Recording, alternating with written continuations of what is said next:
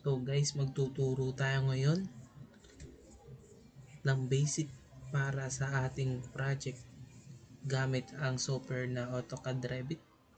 So tuturuan ko kayo kung paano mag-model sa software na ito sa mga aspiring na AutoCAD drafter na gusto pang matuto ng Revit modeling. So tuturuan ko kayo ng mga basic para ma-inspire kayo para sa ating pagmo-model ng project. So intro muna tayo guys.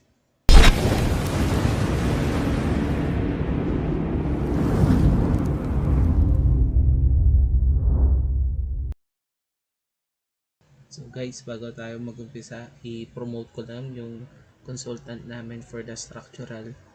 Kung gusto nyo mag-process ng bahay nyo or building or design, PM nyo lang kami guys.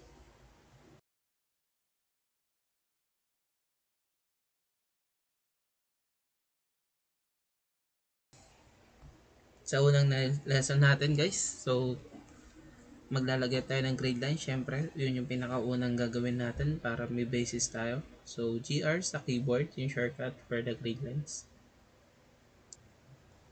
Sa project na ito, syempre mag-a-assume lang tayo ng dimension at mga grade lines natin. So, sundan na lang natin kung or pwede naman kayong gumawa ng sarili para makapag-practice kayo sa paglagay ng grade lines.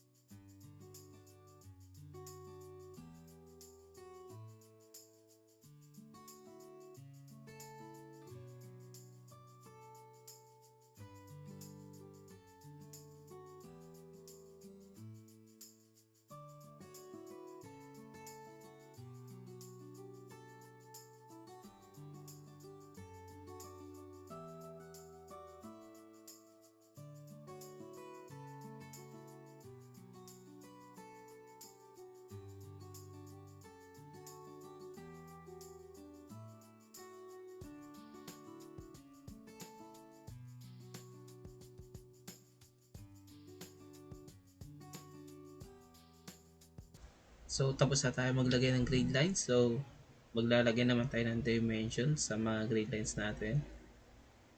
DI sa keyboard, yung shortcut natin sa paglagay ng dimensions.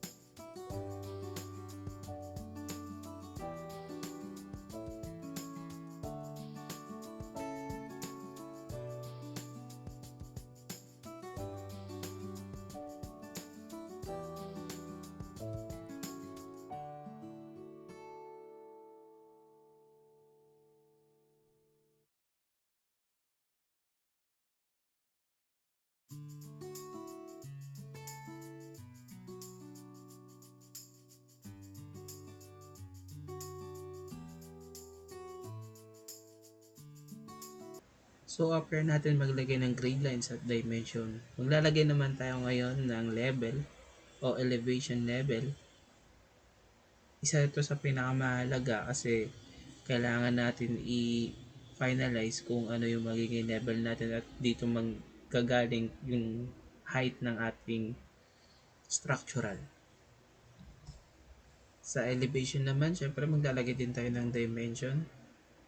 So, DI pa din ang gagamitin natin for the shortcut sa dimension natin sa keyboard. Sa part na to, i-set up natin yung east, north, south, and west sa elevation natin. So, aayusin natin to lang isa-isa para maganda kapag nilagay natin sa PDF natin or sa sheetings.